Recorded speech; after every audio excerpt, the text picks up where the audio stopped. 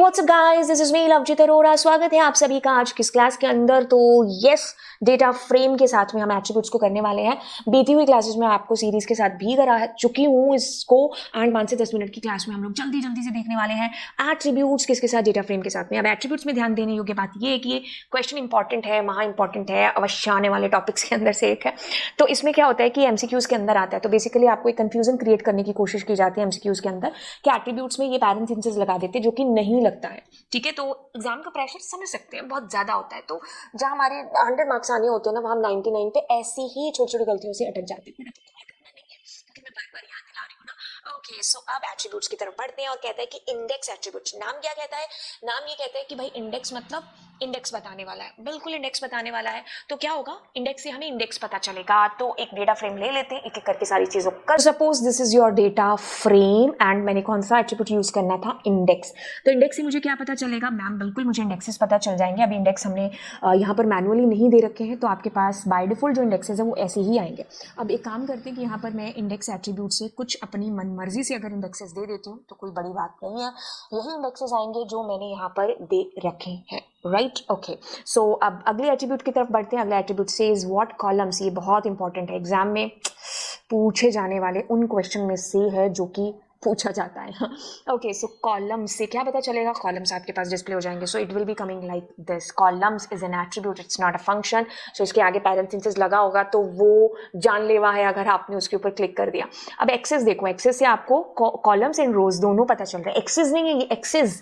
तो एक्सेस से आपको रोज एंड कॉलम्स दोनों के दोनों डिस्प्ले हैं जो होने वाले हैं कि भाई इंडेक्स और जो कॉलम्स हैं वो क्या है। तो इस तरीके से आपका आउटपुट आएगा। So if we talk about next, that is what the types.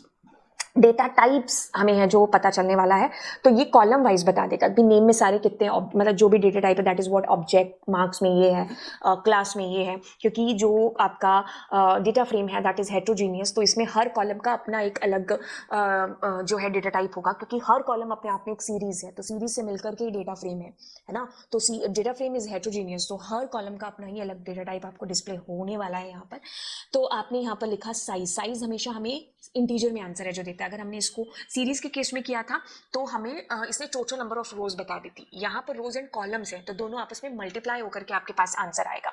तो 3 रो है, 3 कॉलम है, तो इस तरीके से आपको आंसर आया। अब एक काम करते हैं, यहाँ पर मैं सिटी नाम से भी एक कॉलम बना लेती हूँ। तो लेट अस सी कि वहां पर क्या आंसर आता है आपका। जैसे मैंने कहा कोटा, दिल्ली, और मैंने यहाँ पर कोई और सिटी लिख दी।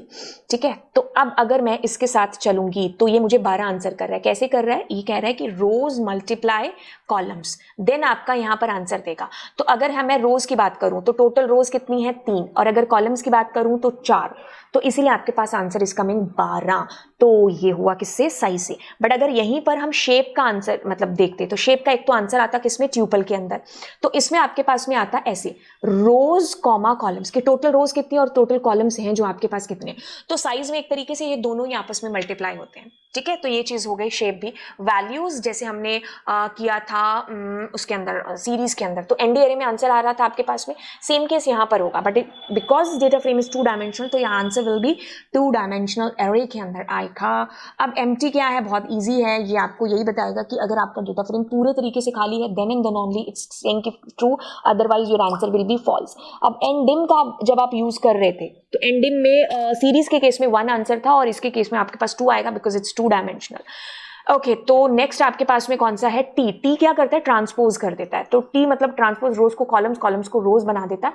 तो ऐसा भी है जो इसके अंदर होता है। तो आई होप आपको ये चीज पता चल गई हो। बेसिकली जो मेन फंडा है वो ये भी है कि आपको याद रखना है कि किसका डेटा टाइप क्या है।